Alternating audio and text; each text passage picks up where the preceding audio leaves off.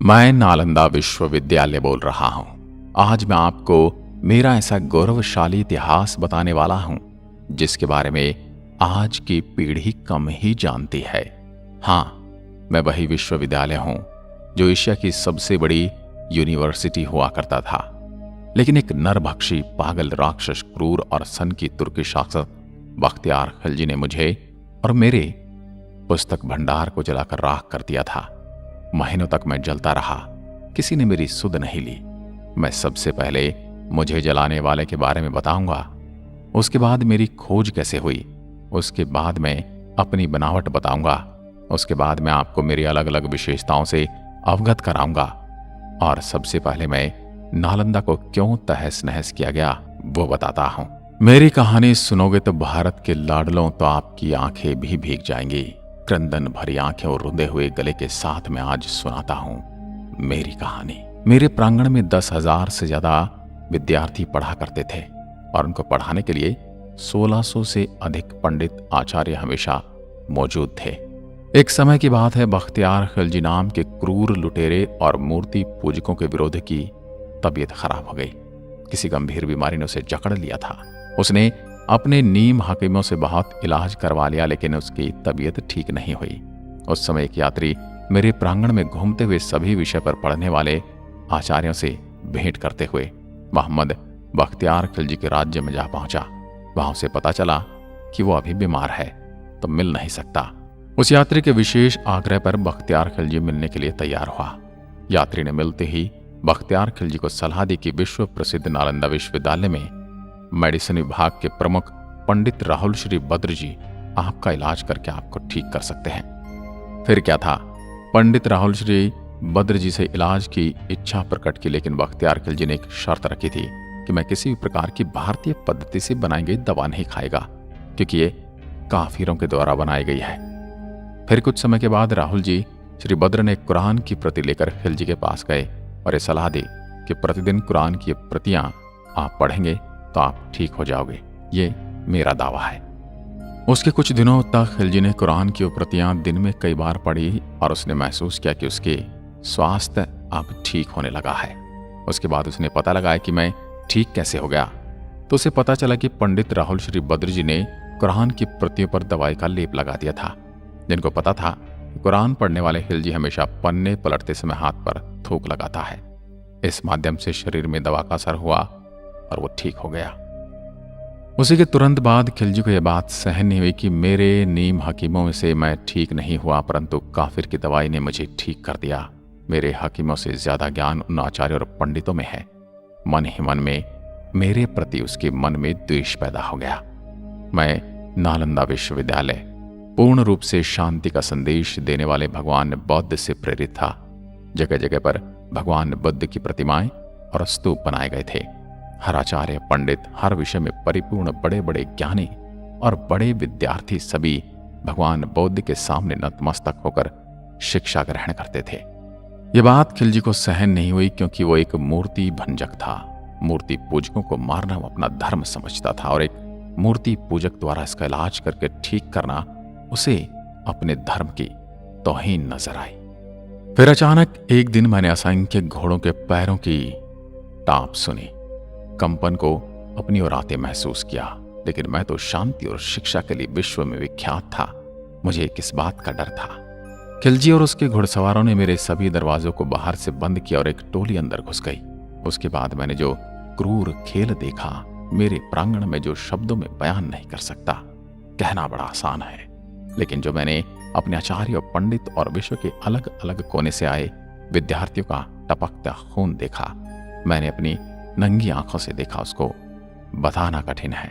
हजारों शिक्षकों को पल भर में मार दिया गया। शांति के संदेश को फैलाने वाले असहाय खाली हाथ वाले मौजूद सभी को खिलजी की मूर्ति पूजक विरोधी मानसिकता ने मार दिया। कुछ भागने में कामयाब हो गए तो कुछ महत्वपूर्ण पांडुलिपियों को कपड़े में छुपाकर अपने साथ ले गए, जो तिब्बत की ओर भागे, और उन्हें पांडुलिपियों की सहायता से बौद्ध धर्म और शांति का प्रसार तिब्बत में हुआ। मैंने अपनी इन्हीं आंखों से वो खूनी खेल देखा, जो क्रंदन दृश्य 10,000 विद्यार्थियों के साथ साथ सभी आचार्य, पंडित और शिक्षकों को मार दिया गया। उनका कसूर ये था कि वो मूर्ति पूजक थे, मूर्ति में अपनी आस्था रखते थे। उन सभी मूर्ति पूजकों को मूर्ति पूजा का दंड मिला। मेरे परिसर में मैंने ऐसा खूनी खेल देखने की कभी कल्पना भी नहीं की थी। मैं तो शांति का मंदिर था। जब सभी मूर्ति पूजकों को मार दिया गया तो खिलजी ने आदेश दिया कि मेरे पूरे परिसर को आग लगा दी जाए, मुझे खंडित करके तहस नहस कर दिया जाए। मेरे बच्चों, अगर मुझ में प्राण होते तो मैं चल फिर सकता तो सभी रिसर्च पेपर को छुपा देता, ताकि मेरी आने वाली पीढ़ी हजारों सालों की मेहनत को पढ़कर फिर से ज्ञान प्राप्त कर सके।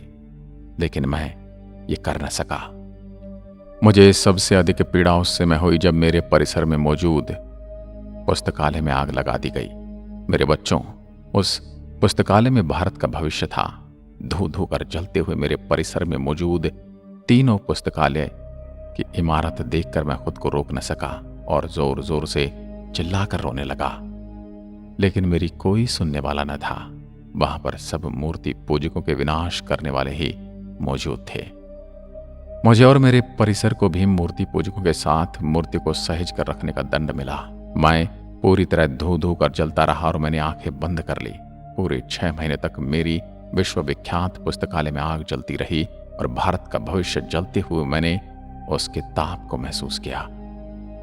पूरी तरह से तहस नहस वीरान खड़ा मैं कई शताब्दियों के धूल मिट्टी में से आंखों से ओझल हो गया।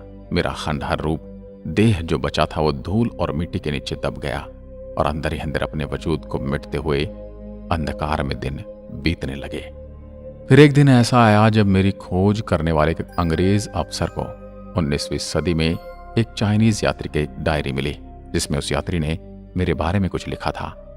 एक दिन वो अंग्रेज अफसर डायरी में लिखे हुए पते पर पहुंचा तो उसे ऐसा कोई सबूत नहीं मिला, लेकिन वहीं टहलते हुए उसे कुछ 5वीं शताब्दी की ईंटों के अवशेष मिले। उसने हल्का अपने ही हाथों से खरोच कर देखा तो नीचे एक के ऊपर एक ईंटों से सजी हुई दीवारें महसूस हुई। फिर कुछ दिनों पश्चात उसने उस जगह पर खुदाई करके मेरे पूरे अवशेष को दुनिया के सामने लाया। उस चाइनीज ने डायरी में लिखे यात्रा के विवरण के अनुसार नालंदा विश्वविद्यालय में 1500 शिक्षकों के साथ 10,000 से भी ज्यादा विद्यार्थी अध्ययन करते थे। लगभग 108 विषय पर मेरी प्रांगण में पढ़ाई करते थे विद्यार्थी। विश्व के कोने कोने से आने वाले विद्यार्थियों के अलावा अलग अलग भाषाओं में पढ़ाई की व्यवस्था की गई थी। 100 से ज्यादा भवन और इमारतें बनी हुई थी। हर भवन में कुएं की व्यवस्था थी। जगह जगह स्टडी हॉल, जगह जगह पढ़ने का प्रांगण, प्रार्थना का प्रांगण और रहने की व्यवस्था थी। रहने के लिए प्रत्येक विद्यार्थी के लिए अलग अलग कमरे बने हुए थे। हर कमरे में रोशनी की व्यवस्था थी। उस समय भी जब दुनिया में लाइट यानी इलेक्ट्रिसिटी नहीं थी तो दिए के लिए जगह बनी हुई थी। कई देशों के विद्यार्थी मेरे प्रांगण में पढ़ने आते थे। उसी डायरी के अनुसार 10 विद्यार्थियों में से सिर्फ 3 विद्यार्थी मेरे प्रांगण में पढ़ने योग्य माने जाते थे। अर्थात जो भी विद्यार्थी मेरे यहाँ पढ़ने के इच्छुक होकर आते थे उनका एक साक्षात्कार होता था। 10 विद्यार्थियों में से सिर्फ 3 ही प्रवेश पा सकते थे। 10 किलोमीटर लंबी और 5 किलोमीटर चौड़ी परिधि के अंदर मेरा निर्माण था। आज भी विश्व में ऐसा कोई विश्वविद्यालय नहीं है जो मेरी टक्कर ले सके। 19वीं सदी में मेरा 5% भाग ही खुदाई करके निकाला गया। उसके बाद खुदाई बंद कर दी गई। लेकिन फिर दौर आया नरेंद्र मोदी जी का। उसके बाद 2016 में मेरी फिर से खुदाई प्रारंभ हुई। उसके बाद यूनेस्को द्वारा मेरे प्रांगण को विश्व धरोहर में शामिल किया गया। इसलिए अभी मेरे अवशेषों को निकालने और सहेज कर रखने की जिम्मेदारी यूनेस्को द्वारा संभाली जाती है। मुझे मुख्यतः 3 राजाओं ने मिलकर बनाया था। इसमें पहले राजा थे कुमारगुप्त, जो मगध के बहुत बड़े राजा थे। मगध की राजधानी राजगिरा होती थी, जो मेरे विश्वविद्यालय के प्रांगण से 15 किलोमीटर की दूरी पर स्थित थी। कुमारगुप्त ने 500 ईस्वी में नालंदा विश्वविद्यालय के रूप में मेरी स्थापना की थी। 5वीं सदी थी। आप जिस स्थान पर आज आए हैं वो लगभग 1600 वर्ष पूर्व एक विश्वविद्यालय हुआ करता था। फिर दूसरे थे कन्नौज के राजा हर्षवर्धन। उन्होंने मेरे प्रांगण की दूसरी मंजिल का निर्माण कराया लगभग 7वीं शताब्दी में, और मेरी ख्याति दूर दूर तक फैलने लगी। उसके पश्चात तीसरे थे राजा देवपाल, जो बंगाल के राजा 9वीं शताब्दी में आए और मुझे देखकर प्रसन्न हो गए। फिर उन्होंने मेरी ख्याति को और बढ़ाते हुए तीसरी मंजिल का निर्माण किया। फिर इस विश्वविद्यालय के नाम और उपनामों के पीछे 3 राज्यों का नाम सबके ऊपर लिखा जाता है, जिनमें गुप्त वंश, हर्ष वंश और पाल वंश। जो भी मेरे लिए ईश्वर रूप उन राजाओं के पद चिन्हों की आहट में सुन सकता हूं। मेरे यहाँ छात्रों के रहने के लिए 300 कक्ष बने थे, जिनमें अकेले या एक से अधिक छात्रों के रहने की व्यवस्था थी। 1 या 2 भिक्षु छात्र एक कमरे में रहते थे। कमरे छात्रों को प्रत्येक वर्ष उनकी अग्रिमता के आधार पर दिए जाते थे। इसका प्रबंधन स्वयं छात्रों द्वारा छात्र संघ के माध्यम से किया जाता था। यह विश्व का प्रथम पूर्णतः आवासीय विश्वविद्यालय था। इस विश्वविद्यालय में 3 श्रेणियों के आचार्य थे, जो अपनी योग्यता अनुसार प्रथम, द्वितीय और तृतीय श्रेणी में आते थे।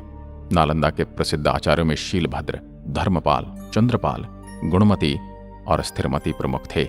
ह्युनसांग के समय इस विश्वविद्यालय के प्रमुख शीलभद्र थे, जो एक महान आचार्य, शिक्षक और विद्वान थे। प्रवेश परीक्षा अत्यंत कठिन होती थी और इसके कारण प्रतिभाशाली विद्यार्थी ही प्रवेश पा सकते थे। उन्हें 3 कठिन परीक्षाओं के स्तरों को उत्तीर्ण करना होता था। यह विश्व का प्रथम ऐसा दृष्टांत है। शुद्ध आचरण और संघ के नियमों का पालन करना अत्यंत आवश्यक था।